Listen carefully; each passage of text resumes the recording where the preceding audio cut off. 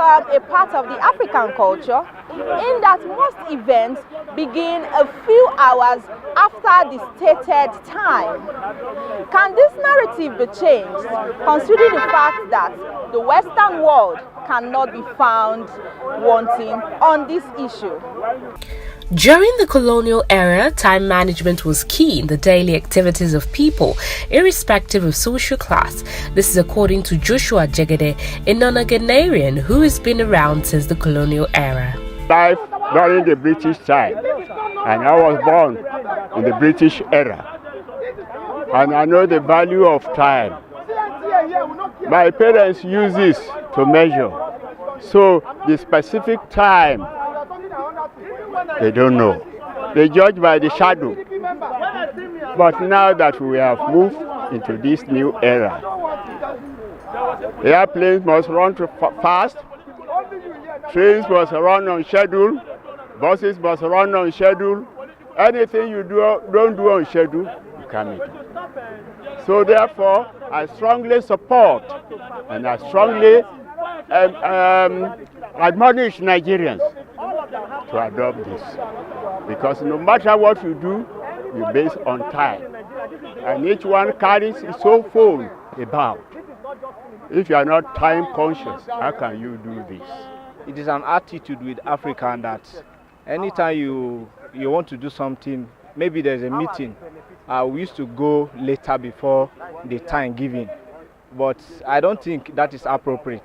In the whole of Africa, no habit is perhaps as glorified as African time, which has earned a place in dictionaries. African time is a phrase used to describe the relaxed attitude that many Africans exhibit towards time. And the solution, person can put it in mind. Say that if you want sleep, say you work very early so that you would prefer to go office or any working place where you are. The punishment depends on what brings about their lateness. Sometimes unfortunate circumstances can come to someone, before he gets to work. And so you have to consider if it is something that is being done deliberately.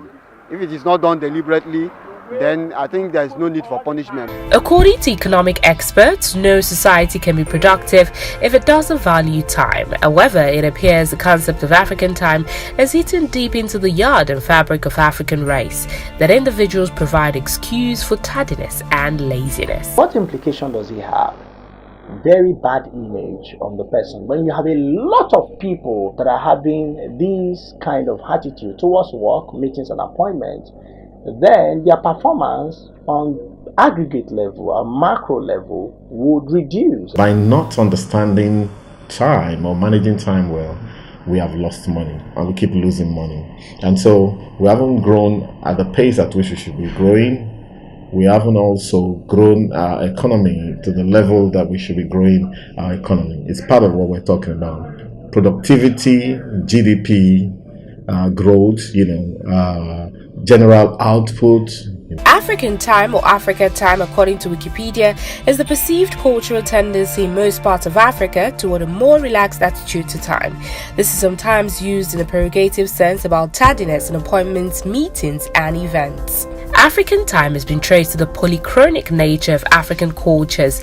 People tend to multitask in contrast to the monochronic cultures of the Western world.